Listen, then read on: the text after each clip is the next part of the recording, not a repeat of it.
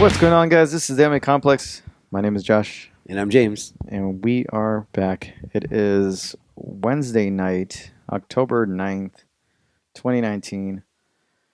And a lot's been going on. Glad to be back. Yeah, man. It's our first podcast with you as a married man. Yeah. We Congrats. had my wedding. We had my wedding last Friday. It was this past Friday. And overall, seems a big success. Everybody had a good time. We had a good time. Yeah, it was great. I mean, I don't dance, and I was dancing, so that's an indication that. Me neither. But it was so much fun, man. Dude, that reception was so much fun. It was a good time. It was an all-day thing. For us, Friday. It was a Friday wedding. Ceremony at 5. Reception at 6 till about. It was supposed to go on to about 2 in the morning. Went on till maybe about 1 by the time everybody kind of cleared out. 12 something. And man, it was just a good time. It was. I didn't eat anything all day. Drank way too much. Then I definitely didn't eat anything the next day. All the way up until probably we were watching the Whittaker and Adesanya fight, and then just the overall thing was really good. It was a really busy day, but everything went smooth, and I could take some credit, but just because we're finalizing decisions, but it was all my wife's and decisions on but we did a lot of the stuff, but she did a lot of the work in terms of tables and set guests and getting all that stuff. So I did the website. We finalized some of the decisions and picked out some of the places, but man, there was a lot of work went into it. It came up really fast, and it went really, really well. So yeah, it was good. It's a good time, man. Great time. So much fun. Yeah, the bar was awesome. Yeah, it took a weekend to recover. We weren't doing any honeymoon, so we went to Disneyland. Took the baby for the first time. Disneyland Sunday, got to see the whole Star Wars land, Galaxy's Edge, which was really cool. How was that, man? It was awesome. It was like it's not a very big part of the park. It's a small part of the park, but it's really detailed. A lot of details, a lot of cool merch that's only sold there. They have a cantina bar. They have like a restaurant. They have a little cafe, food cafeteria type of thing. I didn't really go into any of that stuff just yet. Probably the next time I go. But man, it was cool to really see that. They have a full on life size Millennium Falcon, which is just sitting there right by right in front of I guess that ride.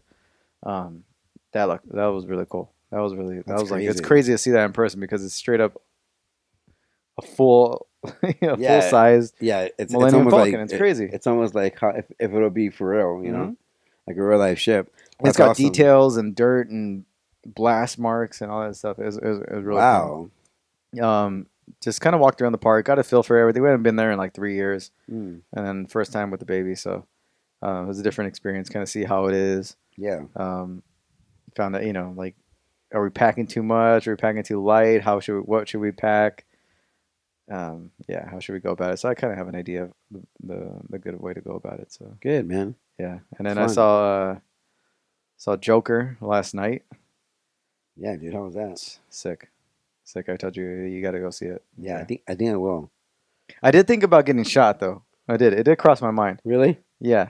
I was like, all the because it's all the warning signs. But honestly, watching the movie, I won't spoil anything. It's a good movie. It does kind of. It's a build up kind of movie. I don't think you'll get bored at any point. I wouldn't expect any Batman action type stuff. It's not. It's a straight up just an origin flick, and it builds up, but when it does, it's really good. And do they reference any Batman characters? They do. Okay. They do. It's in Gotham. It's all that. So okay. Okay. So it is. They do kind of reference certain things, but it's a trippy movie. It's Joaquin Phoenix. I would say. I know everybody holds Heath Ledger as like the top, and he did go all out, and he did his own take on it. Joaquin Phoenix is up there. Wow. Even for that short, it's not a very long part of the movie where he is the Joker. The Joker, yeah. But when he is, you want to see more. You want to see more of him as a Joker. I hope they intertwine that character with the actual Batman movies. I hope so too. And they kind of have to, no? I don't know. They don't really, but then they do. They should sign him for. They should, and I guess he's down to do it. I'm not sure if there's any talks of bringing him into the DC universe because I know they have Jared Leto there, but I didn't. I mean, I'm telling you, this take, he just again forget about Jared Leto. Like that was just like a blip. Like this is just like a full on, Heath Ledger style, Jack Nicholson type of like. I mean, it's that good. I mean, they should sign him because they should. It'll up the stake with DC, because DC hasn't had that much success at all. Yeah. If any at all. So I think he'll be a good character to build around for that universe. Kind of like not so much be up there with Marvel, but maybe compete with them. Yeah. Now I have ideas of things that you might look at and be like, I don't know how I feel about it. But overall, it's good, and it's very little things, but it's just like. And then the laugh is there, but the way they play off the laugh and how he has the laugh and what he does, like it's a different take on that. So they explain why he laughs. They explain the laugh and they explain a bunch of stuff and and how he uses it, and he later on in the movie, it's like I think he becomes more aware of who he is. So the character develops from beginning to end. So you see the full transformation of him. All the way to Joker, so and they give him a backstory. They have everything. I might see it tomorrow then. A straight up origin movie is really good. I might see it tomorrow then. So I saw that last night, and that was just like, probably one of the best movies I've seen this year. And that's it. And the fights, and then we had the fights. We had Whittaker, Adesanya, Saturday night. It's a good hangover fight. Yeah, hangover fight with some hangover wonton soup, and it was good. It was a good card, pretty decent card. And then let's get into the fight. What'd you think? It played out exactly how you felt? I did pick on Sonya, but I don't think it's going to be the way. I mean, it seemed like it was an easy fight. He made it look easy. Mm-hmm. It seemed like the Gaston fight was his title fight. That was a much. That shows dramatic. You. It is obviously the fight, the MMA is like a style by style matchup. It's like it's mentally, physically, and it's also style. Who fits, well against somebody else, and Calvin Gastelum's size, his style.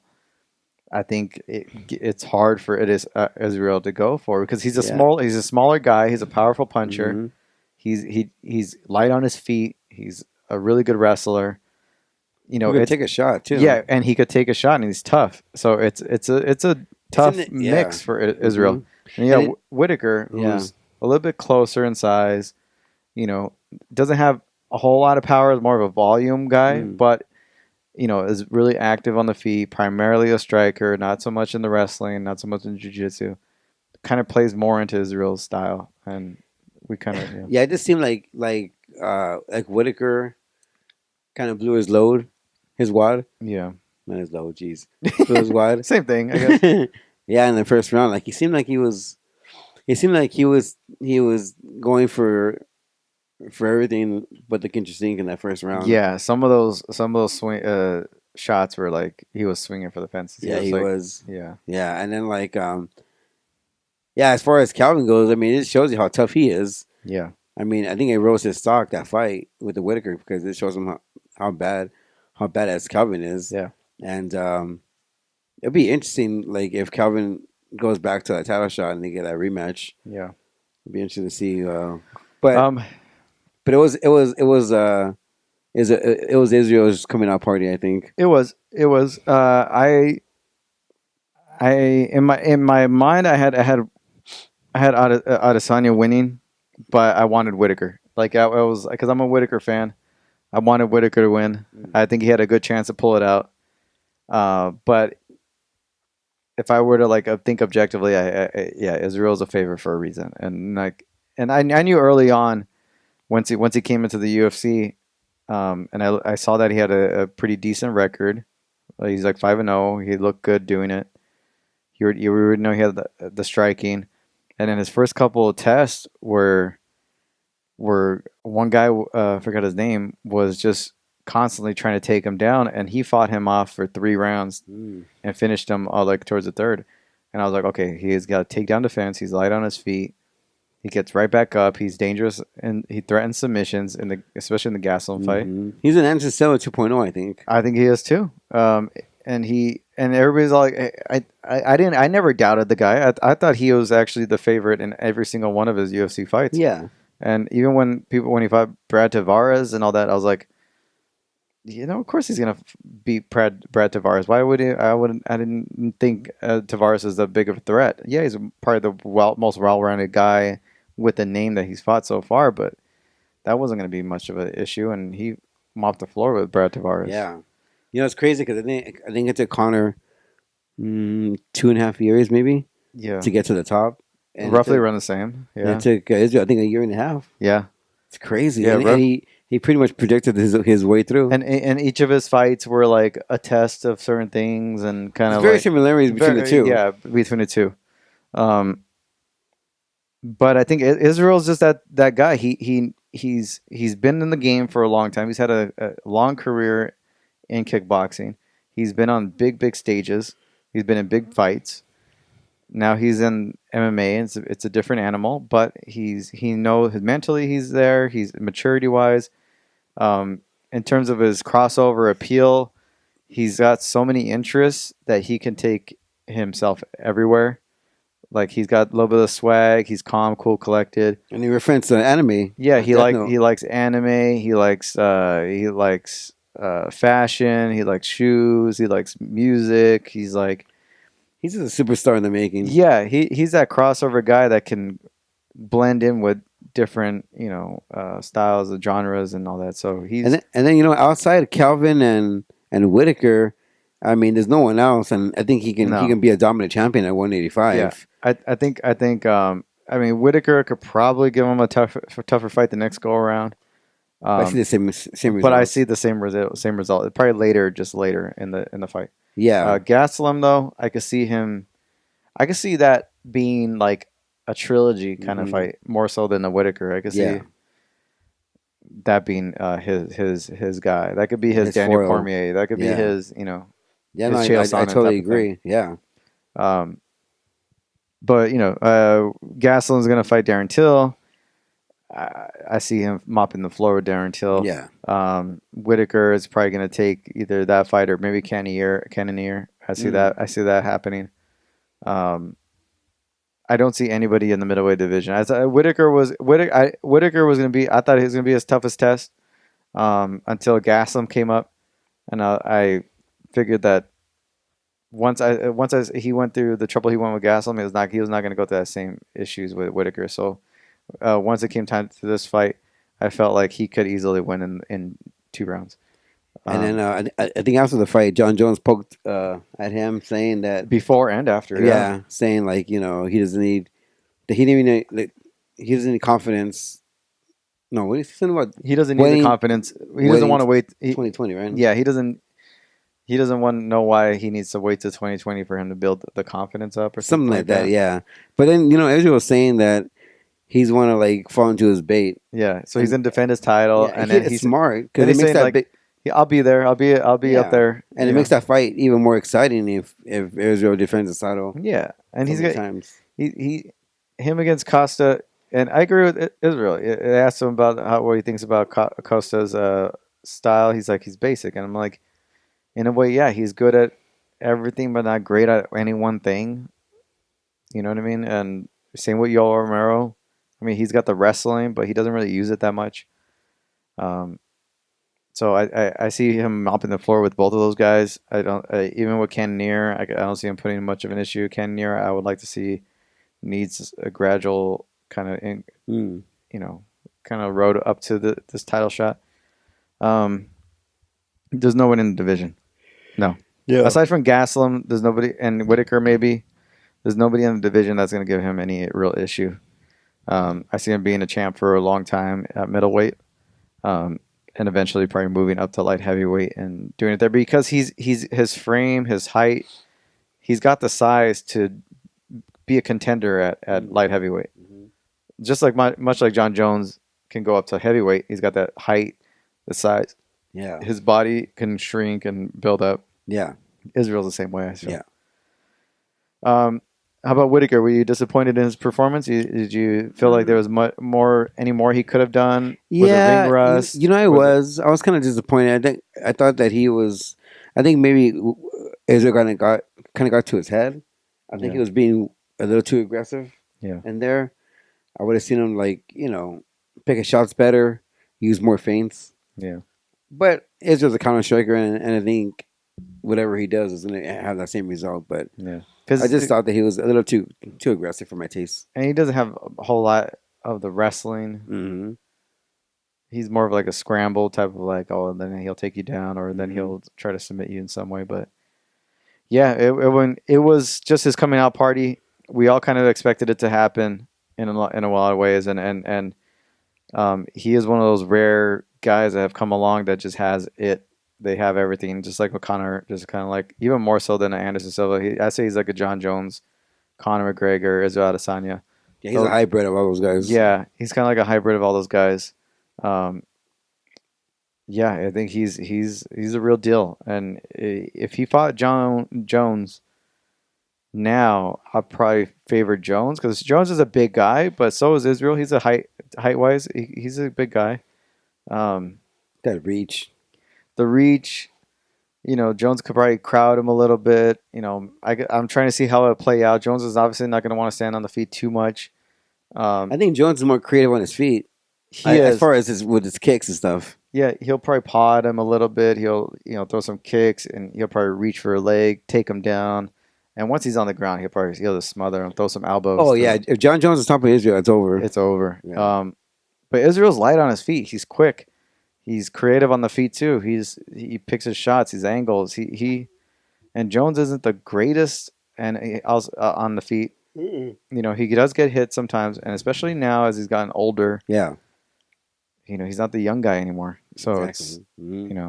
So the rest of the card is pretty good. You had Dan Hooker defeating Iaquinta by decision. Pretty much dominated Iaquinta. He kicked his legs out. I mean, yeah, it was really, a one-sided fight. That his camp and Israel's camp really came out tonight.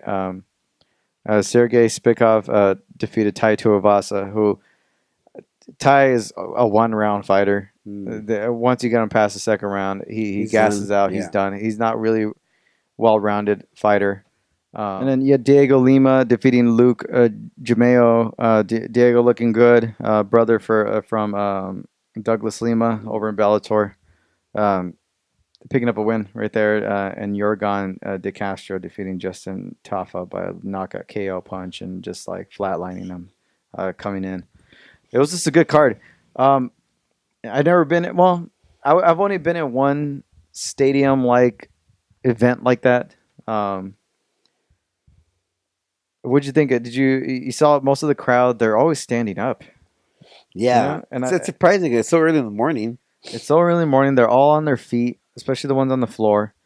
It's such a big place that there's no way you can even like really see what's going on in the ring. I'd rather watch it at home than being that big stadium. I can imagine going in the stadium, parking, coming out, the traffic. Like you're barely seeing anything. You're mainly watching the screens. Yeah. And the UFC did a whole WrestleMania 3 where they kind of like they added more numbers to the audience. Yeah.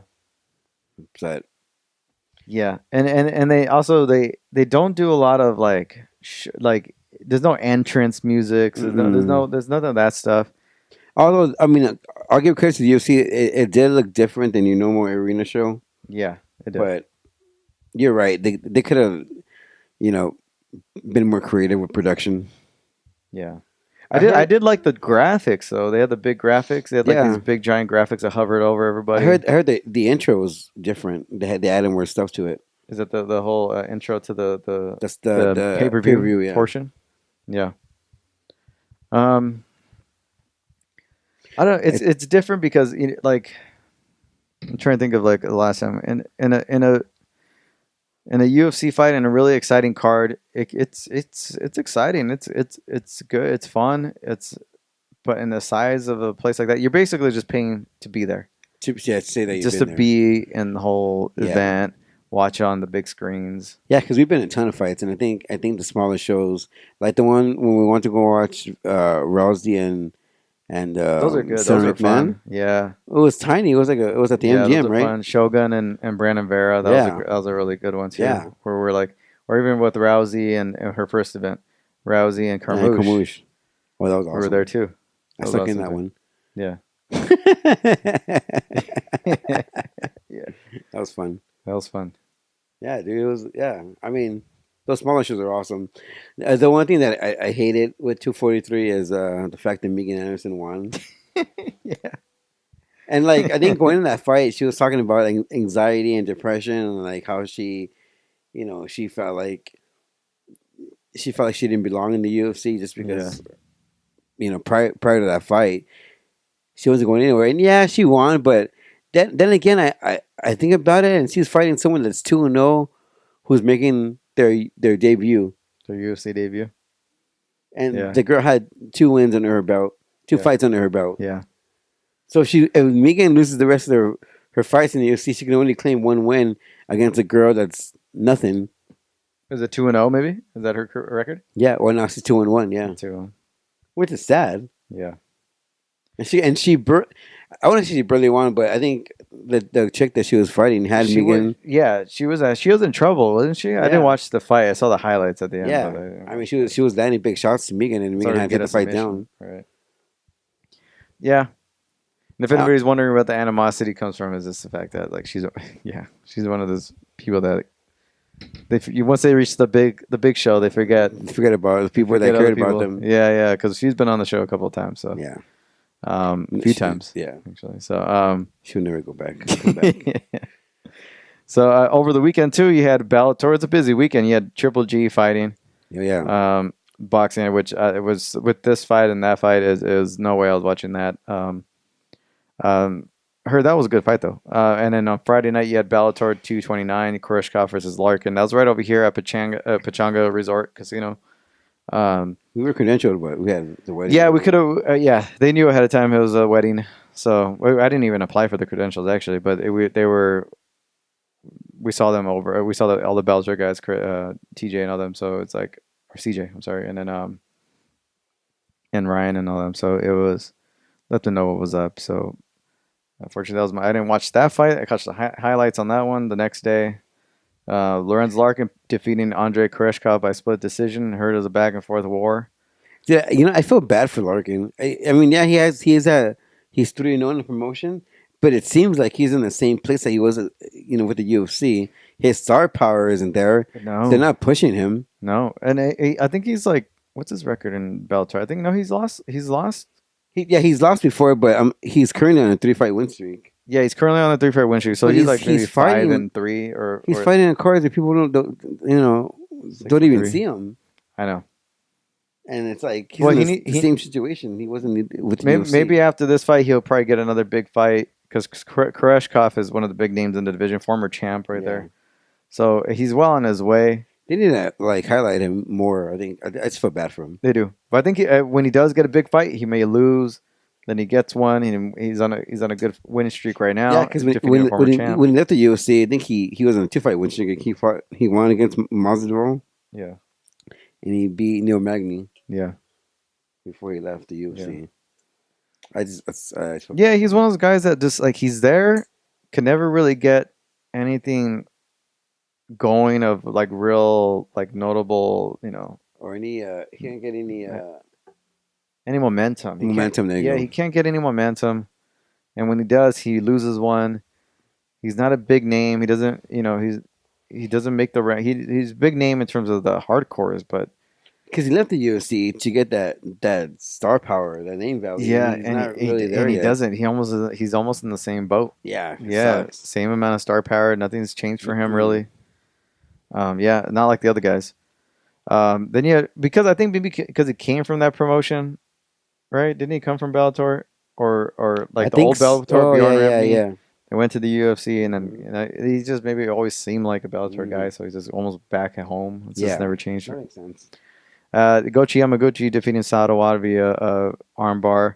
Kerry Melendez picking up a win over Mandy Polk, who just by the highlights, I was like, I didn't know how Mandy Poke even had like got a fight, like because she had like nothing to offer her. It was MMA. basic level MMA. That's sad. That was an easy win for Kerry Melendez right there. Tony Johnson defeating Joe Schilling, a third round KO punch. Unfortunately, Joe Schilling got knocked out cold. He needs to stop. Yeah, he's just one of those guys that I think never really, developed his MMA game from his kickboxing. He never changed it enough to match the MMA game because he gets caught from time to time, Yeah. and it's not because he's not a good striker. It's just I think it's a lot of things you got to think about, and you can't leave yourself open in certain ways that he did in kickboxing. Now with takedowns and submissions. Yeah. So he got knocked out again. It's not his first time, and he was actually winning this fight up until this point. So I feel bad for Joe Schilling, but I think at this point he's like living by his name. Yeah. He's a guy who comes in here, wins one or two, loses really badly, wins one, loses really badly. He's just one of those guys that I think is just fighting just to fight at this point. He knows he's not going to be champ at all.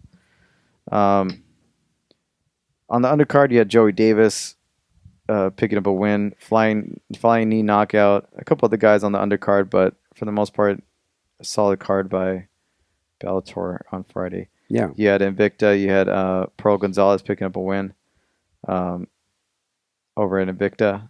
And I think you had LFA. And Poor Invicta. I feel bad for them too. I know. So that was this past weekend's fights. A really good card. This weekend, you had PFL on Thursday, I believe. I didn't know Mike Tyson's with them now. Yeah, he's doing some like promotional stuff with them. Doing like he was saying he's going to take over the UFC, and that's kind of crazy because him and Dino are tied, and now he's like going against them. I mean, it's not going to happen. Not with the PFL, and then they have their whole like point.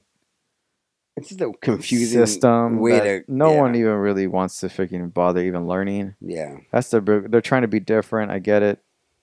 Bellator is doing it in some ways that actually kind of worked with the whole tournament style, random awesome. Kind of like placement thingy. PFL is doing like this point system.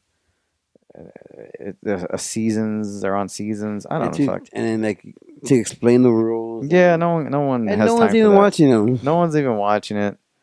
Just put on good fights. Tell compelling stories. Put together promo packages. Send your people out there. Get them change your name. Probably PFL, Professional Fight League. Awful. I mean, at least Bellator has a name, and you can it's easy. PFL doesn't sound, what is that? I don't know what that. I don't know. It sounds like a bowling league to me. Yeah, it sounds like yeah. But Kayla Harrison's fighting this week, and against a really honestly, I've seen this girl a little bit. I think she trains up where like Zoila Frosto and all them train. Okay. Gina Fabian, she's actually in California. Yeah, she's actually a pretty girl. But Gina Fabian is fighting Zoila Frosto. Not Zoila Frosto. What's her name? Kayla Harrison. This Thursday, I believe, because I think their cards on Thursdays. LFA this weekend, over in Riverside actually. And canceled. Sorry. And then Ryzen has a card this weekend over in Ryzen, Cage Warriors, and you have one championship. Damn, you have a lot of fights this weekend. You have Ryzen putting on the card. Who's on this Ryzen card? Fabio Maldonado is on the card. So he's like headlining. It's a light heavyweight bout between those two. Between him and some Russian dude. Cage Warriors on Access. Oh my God. UFC on ESPN 19. This is Joanne Calderwood versus Waterson. You have Melvin Manhoff and Bellator in Europe. And you have one championship, has two events this weekend. God. Actually, you have two cards. Is it this weekend's the 12th, right? Yeah. There's a lot of. Okay, let's go through all this real quick. Jesus. You have one championship, which is it's 2-part event, but I think it's on the same day. You have headline by Angela Lee versus Jin Nan Xiong. Demetrius Johnson is on that same card. Christian Lee is in the lightweight Grand Prix finals, taking Eddie Alvarez's spot, who is recently injured. Then you have Brandon Vera headlining. Brandon Vera, Bibiano Fernandez in the co-main event. That's a great fight. Shinya Aoki on that main card. So Brandon Vera versus Ang Lung Sang is another light heavyweight. That's a 2-part event. I think the same day. It's just time difference and all that stuff. So it's 2 separate days for us. Bellator has 2 events this weekend. 2 European events. 1 in Italy and 1 in England, I believe. No, 2 in Italy. I'm sorry. 2 in Italy. Both are going to be in Italy. So it's Bellator Europe 5 featuring Melvin Manhoff on that card, and Bellator 230 Carvalho versus Nemkov. Hezi Gurgis on the card, and a bunch of other European fighters. So two events from Bellator, 2 events from 1 championship.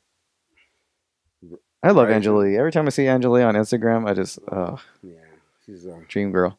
Love Angelique. She's been on the show before. She's fan. Too bad she's taken. So yeah, Joanne Calderwood and Waterson this weekend. That's the 1 UFC card. You have Eric Anders. You have Luis Pena. You have the return of Mackenzie Dern versus Amanda Ribas. The best ass in MMA. More than just that. Have you seen her Instagram lately? No. I've been punished. You have headlining the prelim card. You have Nico Price, James Vick. Who else do you have on that card? Marvin Vittori. You have Marlon Vera. Yeah. Nico Price and James Vick. That's a good one. Eric Anders kicking off the main card. Luis Pena and Matt Fervola. Mackenzie Dern. Thomas Gifford, who was, I guess, have yet to fight an opponent. I think that fight's scrapped. Kron Gracie versus Cub Swanson in the co-main event, and Jan Jacek versus Michelle Waterson, which at the moment is rumors that could be in jeopardy because Joanna, I guess, has approached the UFC saying that she might not reach her weight. She might miss weight this week. And is asking Michelle Waterson's camp if they're okay to meet at a catch weight. Last minute catch weight. I think Michelle Waterson has in her camp have yet to agree on the catch weight. What's your catch weight? I think it was like, where are they fighting at? 115. 115? I think it's going to be a 120s. 25? Yeah. So they're looking to hopefully meet at a catch weight, maybe a few pounds up. I don't know if they've agreed just yet. Joanna, I have to read about it, but she's made a statement recently regarding it. But let's go off of while I look that up. Cub Swanson versus Kron Gracie. Who do you have? Now, Cub Swanson's been on a little bit of a skid. Yeah. You could take it for what it is. Maybe he's getting older in age. Who knows what it is. I'm going to pick Kron Gracie. You pick Kron Gracie. I think so too. I think he's a fresh, young fighter. He knows what he's dealing with. He's a submission wizard. Unless he gets, stuffed a few takedowns and lit up on the feet. I can see that happening.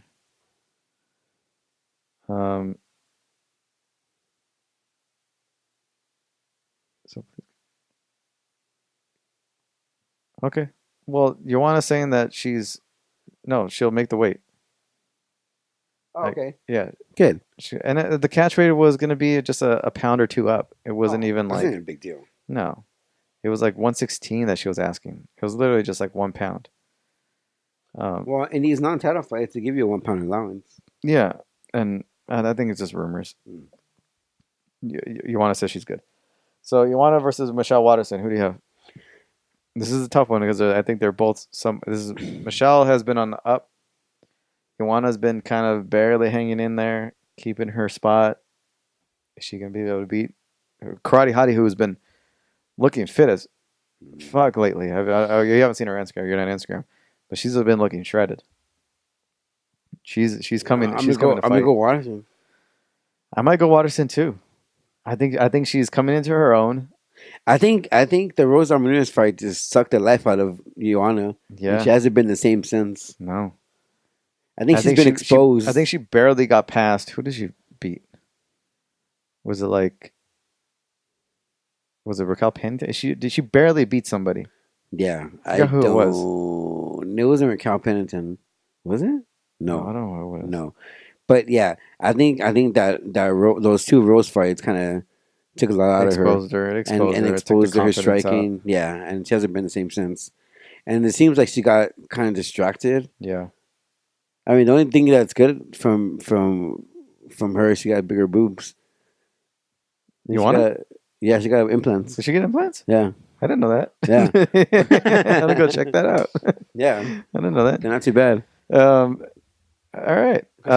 She was a bit flat chested. Yeah, Now yeah. She's not she's fuller now. she's not a curvy girl, really. You know what I mean? Yeah, she showed them off. That's not bad. All right, good for her. Michelle, yeah, I wonder how that looks. Okay. Michelle, okay, so Michelle Waterson. A picture. I might go. I'm gonna probably go with Michelle Waterson. I think she's coming. It finally came into her own in the UFC. She's feels comfortable. She's shredded.